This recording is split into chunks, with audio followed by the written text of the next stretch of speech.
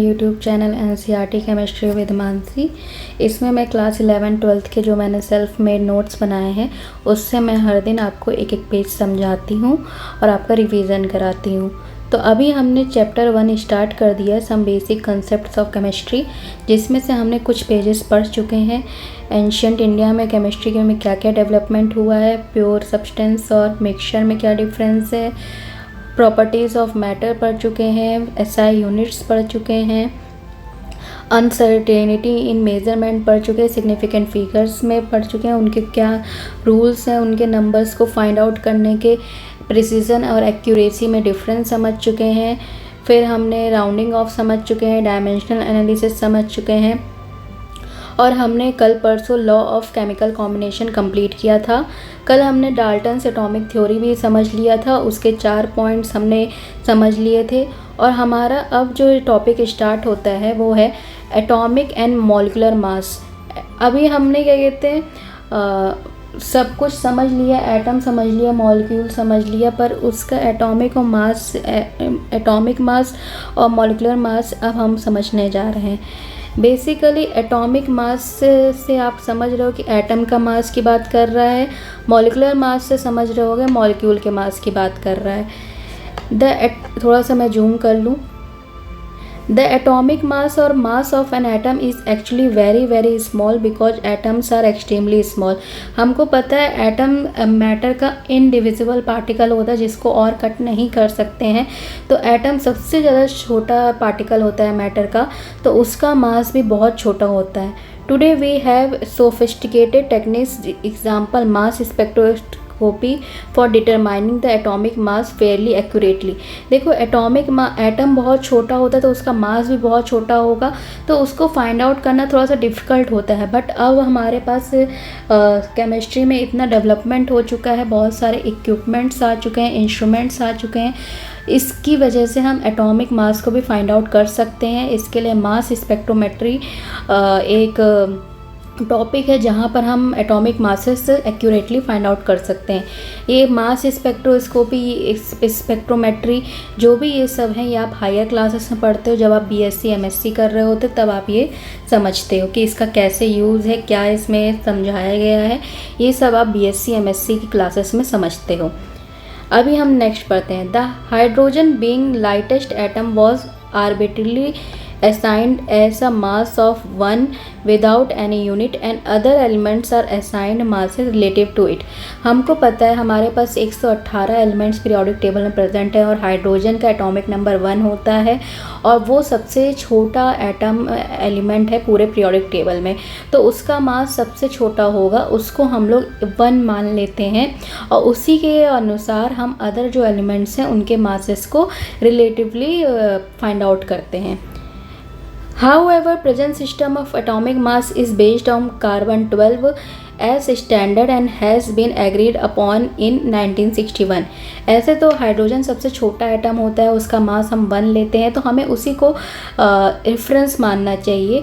But 1961 में कार्बन-12 जो कम element है उसको हम लोगों ने एटॉमिक मास फाइंड आउट करने के लिए स्टैंडर्ड रेफरेंस एलिमेंट माना है। कैसे माना है वो अभी हम आगे पढ़ रहे हैं। One atomic mass unit is defined as a mass of exactly equal to 1/12 mass of 1 carbon-12 atom। देखो जो एटॉमिक मास होता है उसको क्या कहते हैं, हम लोग जिस यूनिट में मेज़र करते हैं उसे एटॉमिक मास यूनिट कहते हैं, जिसको हम एटॉमिक मास यूनिट को हम शॉर्ट फॉर्म में AMU भी कहते हैं। AMU तो हमने यहाँ देख लिया, ठीक। तो इसमें ये बोला गया 1 AMU जो होता है वो एक्चुअली क्या है, आप कार्बन-12 का एक एटम ले लें। कार्बन-12 के एक एटम को हमने इसको 12 भागों में डिवाइड कर दिया, मतलब 12 भागों में काट दिया। अभी मैंने 1 2 3 4 5 6 7 8, इसको और डिवाइड करो आप, ठीक। अभी देख लेना 1 2 3 4 5 6 7 8 9 10 11 12, अभी ये 12 पार्ट में ये कार्बन-12 एटम है। अब इसको हमने 12 इस एक कार्बन 12 एटम के हमने 12 पीसेस कर दिए, तो जो एक पीस का मास होगा ना वो 1 AMU होगा। ऐसा हम लोगों ने कहते हैं 1 AMU को डिफाइन किया है। मास कार्बन 12 एटम हमने लिया, जिसका हमने कहते हैं उसका 1/12 पार्ट, मतलब कि उसको 12 पीसेस में डिवाइड किया, और जो उसका एक पार्ट होगा वो उसको 1/12 कहेंगे ना, क्योंकि हमने कहते हैं अगर आपको कहते हैं 3 हिस्से दिए गए तो आपको एक हिस्सा फाइंड आउट का 1/3 कहते हो ना आप लोग। वैसे ही कार्बन 12 को जब आपने 12 पीसेस में काट दिया तो जो एक पार्ट होगा उसको 1/12 कहेंगे। तो जो 1/12 मास हो 1/12 पार्ट का जो मास होता है उसको हम लोग 1 AMU के इक्वल रखते हैं। तो ये आपको याद रखना है, ये आपके बहुत सारे कॉम्पिटिटिव एग्जाम्स में भी पूछा जाता है। 1 AMU is equal to 1.66056 into 10⁻24 ग्राम।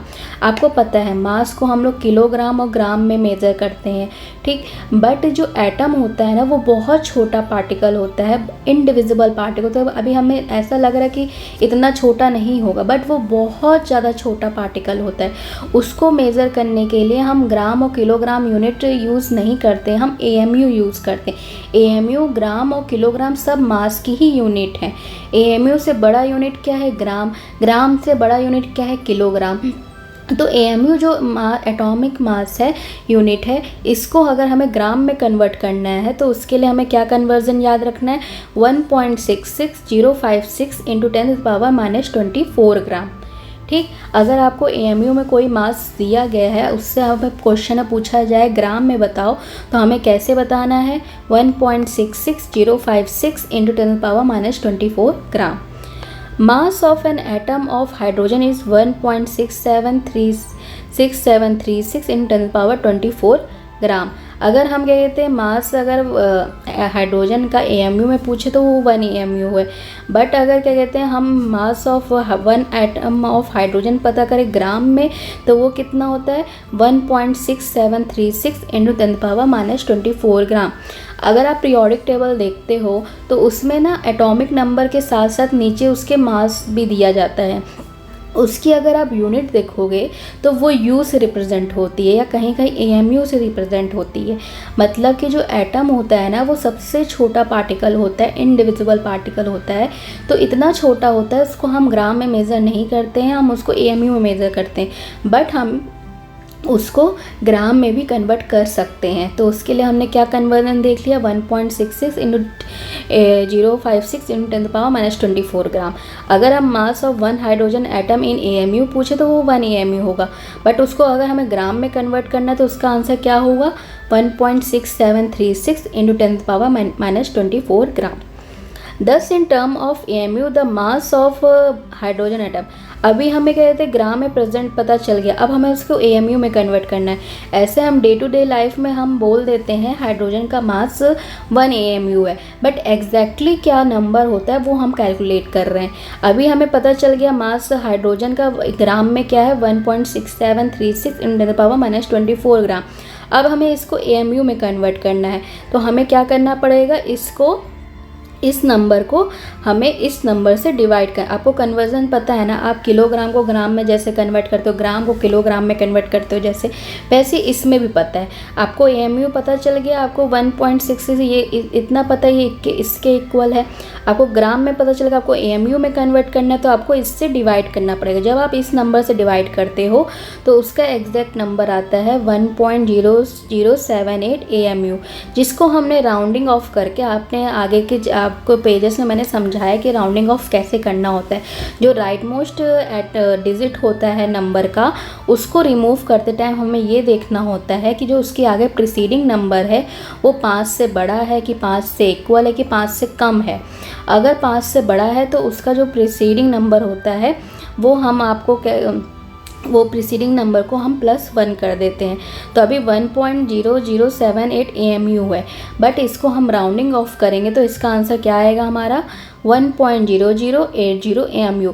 तो एग्जैक्टली हाइड्रोजन का जो मास होता है वो 1.0080 AMU होता है। At present AMU has been replaced by U which is known as unified mass। देखो एटॉमिक मास यूनिट भी मास की यूनिट है, बस उसको हम लोग यहाँ पे AMU भी रिप्रेजेंट करते हैं, साथ ही साथ उसके U से भी रिप्रेजेंट करते हैं। और U का सिग्निफिकेंस क्या है? यूनिफाइड मास। दोनों सेम ही चीज़ है, बस उसको टर्म अलग यूज़ कर दिए गए हैं। आजकल की लैंग्वेज में हम AMU ना यूज़ करके U से रिप्रेजेंट करते हैं, और वो क्या डिनोट करता है? यूनिफाइड मास को। When we use atomic masses of element in calculation, we actually use average atomic masses of element। देखिए जब भी हम एटॉमिक मास यूज़ करते हैं एलिमेंट का कैलकुलेशन में, तो इन्होंने ये कहा है कि हम एवरेज एटॉमिक मास यूज़ करते हैं। कैसे एवरेज एटॉमिक मास निकाला जाता है, क्या होता है, वो हम अब पढ़ते हैं। एग्जाम्पल देखते हैं। देखो कार्बन जो एलिमेंट होता है, आपको पता है आइसोटोप्स क्या होते हैं, आइसोबार्स क्या होते हैं। आपने अभी नहीं भी पढ़ा होगा तो मैं आपको थोड़ा सा ब्रीफ इंट्रोडक्शन दे देती हूँ। आइसोटोप्स वो होते हैं जिनका एटॉमिक नंबर तो सेम होता है, same atomic number, different mass. Basically क्या होता है, जो आइसोटोप्स होते हैं उनके एटॉमिक नंबर सेम होते हैं बट एटॉमिक मास डिफरेंट होते हैं। कार्बन जो होता है हमारा एलिमेंट, उसके 3 आइसोटोप्स एग्जिस्ट करते हैं, एक कार्बन 12, एक कार्बन 13, एक कार्बन 14। कार्बन का एटॉमिक नंबर तो सेम है बट उसके जो मासेस है ना, वो 12 भी हैं, 13 भी हैं, 14 भी हैं। तो ये अलग अलग आइसोटोप शो कर रहा है। इसके 3 आइसोटोप हमें प्रेजेंट में मिले हुए हैं।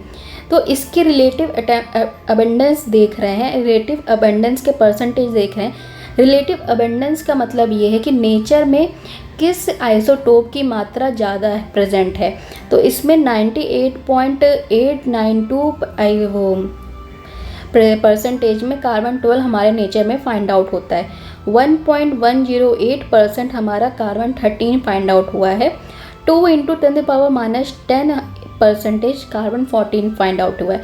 तो जब आप ये वैल्यू देख रहे हो तो आप इससे ये समझ रहे हो कि नेचर में कार्बन 12 ज़्यादा प्रेजेंट है, कार्बन 13 और कार्बन 14 बहुत ज़्यादा कम प्रेजेंट है। ये आपको वैल्यू से समझ में आ रहा है, इसीलिए कार्बन 12 को स्टैंडर्ड माना गया। अब ये कहो कि कार्बन 13 क्यों नहीं माना, कार्बन 14 क्यों नहीं माना? क्योंकि कार्बन 12 का रिलेटिव अबंडेंस ज़्यादा प्रेजेंट है कार्बन 13 और कार्बन 14 कंपैरिजन। अब हम इसका पर प्रेजेंट तो है ना, थोड़ा बहुत तो प्रेजेंट है, तो अब हम इसका एवरेज एटॉमिक मास कार्बन का लिखेंगे। कार्बन का कहते हैं एटॉमिक मास, अगर हम 12 का देखें तो वो 12 लिया गया है। कार्बन 13 का एटॉमिक मास क्या है? 13.00335। कार्बन 14 का एटॉमिक मास क्या है? 14.00317। तो इसमें हमें एटॉमिक मास पता चल गया है, रिलेटिव अबंडेंस पता चल गई है। तो अब हम इसका एवरेज एटॉमिक मास निकालते हैं। एवरेज आपको पता है कि आप कैसे निकालते हैं। उनके मैथमेटिक्स में आपने जूनियर क्लासेस में बहुत एवरेज निकाला होगा, सीखा भी होगा कैसे निकालना है। तो एवरेज एटॉमिक मास निकालने के लिए जो हमारा रिलेटिव अबंडेंस जो परसेंटेज में दिया गया है उसको नंबर में कन्वर्ट करेंगे, उसके एटॉमिक मास से मल्टीप्लाई करेंगे और ऐड ऑन कर देंगे। ठीक, तो अभी हमने क्या कहते हैं, और डिवाइडेड बाई 3 भी रहेगा यहाँ पे।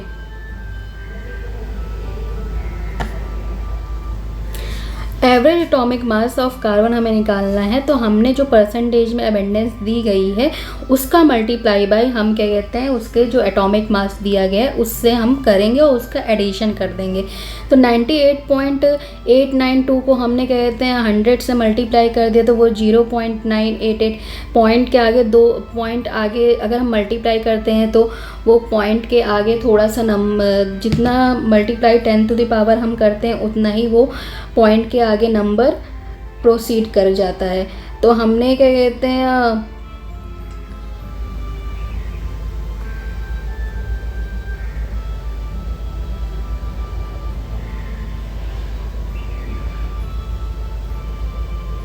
सॉरी, मैं थोड़ा सा कंफ्यूज हो गई थी इसमें। अगर हम किसी भी नंबर को हम परसेंटेज में दिया गया है तो अगर हम पहले इसको डिवाइडेड बाय 100 कर देंगे। 100 से फिर इसका मल्टीप्लाई 100 से अगर हम डिवाइड करते हैं तो जो पॉइंट हमारा होता है वो जितने 1 के आगे जीरोस होते हैं उतना ही वो पॉइंट आगे प्रोसीड कर जाता है नंबर के। तो ये हमारा 98.892 है। इसको हमने 12 से मल्टीप्लाई किया तो डिवाइडेड बाय 100 करके तो 0.98892 इंटू 100 प्लस का हमने इसको भी 100 से मल्टीप्लाई किया, इसको भी 100 से मल्टीप्लाई किया, 100 से डिवाइड किया। तीनों नंबर को हमने 100 से डिवाइड कर दिया और उसके रिलेटिवली जो भी मासेस हैं हमारे उससे मल्टीप्लाई किया, इसमें देखिए आप, और उसको प्लस कर दिया। जब हमने इन सबको इस पूरी कैलकुलेशन करी गई है, सॉरी मेरा थोड़ा सा खिचपिच हो जाता है तो मैं सही करूँ। जब हमने कहते हैं ये सारे नंबर्स अब रिलेटिव एबंडेंस को उनके एटॉमिक मासेस से मल्टीप्लाई करके एडिशन किया तो इसकी जो कैलकुलेशन आई 12.011 यू हम समझ गए हैं एटॉमिक मास यूनिटी होता है, बस उसको हमने रिप्लेस कर दिया गया है यू से, जिसको हम यूनिफाइड मास कहते हैं। तो हमने समझ लिया एटॉमिक मास निकाल दिया हमने कार्बन का, जो क्या है 12.011 यू। अभी देखो एवरेज एटॉमिक मासेस हम उसी का निकाल रहे हैं जिनके आइसोटोप्स प्रेजेंट हैं। अगर किसी भी सब्सटेंस के आइसोटोप्स नहीं प्रेजेंट होते हैं तो हमारा जो एटॉमिक मास यूनिट है, उस एटॉमिक मास है हमारा जो उस एलिमेंट का, वही हम यूज़ करते हैं। अगर आइसोटोप्स प्रेजेंट हैं तो फिर हम उसका एवरेज एटॉमिक मास हम कैलकुलेट करते हैं और वही हम फर्दर अपनी कैलकुलेशंस में यूज़ करते हैं। तो आज बेसिकली हमने जो ये पेज पढ़ा है उसमें हमने एटॉमिक मास की ही बात करी है। एटॉमिक मास हम समझ गए हैं कि मास स्पेक्ट्रोमेट्री से फाइंड आउट एक्यूरेटली किया जाता है, जो हम हायर क्लासेस में पढ़ेंगे, एमएससी बीएससी क्लासेस में। फिर हम समझ लिए कि पहले हाइड्रोजन को ही सबसे लाइटेस्ट एटम होता है क्योंकि उसको मास 1 दे दिया, तो उसी को रेफरेंस समझना चाहिए। पर 1961 में कार्बन 12 को स्टैंडर्ड माना गया है, उसी से हमने सारे एलिमेंट्स के एटॉमिक मासेस को कैलकुलेट किया गया है। हमने ये समझा 1 AMU अगर 1 AMU है इक्वल टू 1.66056 इंटू 10⁻⁻24 ग्राम। हमें पता चल गया ये एक यूनिट कन्वर्जन इक्वेशन है। हम इसको AMU से ग्राम में भी कन्वर्ट कर सकते हैं, ग्राम से AMU में कन्वर्ट कर सकते हैं। फिर हमने एक एग्जाम्पल देखा, हाइड्रोजन एटम का हमें मास पता चल गया, हम उसको AMU में कैसे कन्वर्ट करेंगे, उस नंबर से डिवाइड कर देंगे। हमें पता चल गया 1.0080 AMU एग्जैक्टली हमारा हाइड्रोजन एटम का एटॉमिक मास होता है। हमने ये भी देखा AMU को हम बाद में रिप्लेस किया गया U से, जिसको हम यूनिफाइड मास कहते हैं। फिर हमने ये देखा कि जहाँ पर भी आइसोटोप किसी एलिमेंट्स के प्रेजेंट हैं तो कैलकुलेशंस में हम एवरेज एटॉमिक मास यूज़ करते हैं। तो हमें पता है कार्बन के 3 आइसोटोप्स प्रेजेंट होते हैं, कार्बन 12, कार्बन 13, कार्बन 14, जिसके रिलेटिव एबंडेंस जो नेचर में परसेंटेज प्रेजेंट है वो दिया गया है, एटॉमिक मास दिए गए हैं। फिर हमने एवरेज एटॉमिक मास कैलकुलेट किया है और वही हम क्या कहते हैं आगे कैलकुलेशंस में यूज़ करेंगे। तो आज का पेज यहीं पर हम रखते हैं, कल हम फिर से एक नए पेज के साथ आएंगे आपके पास और फिर हम वो नया पेज समझेंगे। तो आज के लिए इतना ही। Thank you for watching. Please like share subscribe. कोई भी सजेशन देना है, कोई भी इम्प्रूवमेंट है, कोई भी डाउट है तो वो आप मुझे कमेंट सेक्शन में मेरे से इंटरेक्ट करिए, मुझे अच्छा लगेगा। Please, thank you.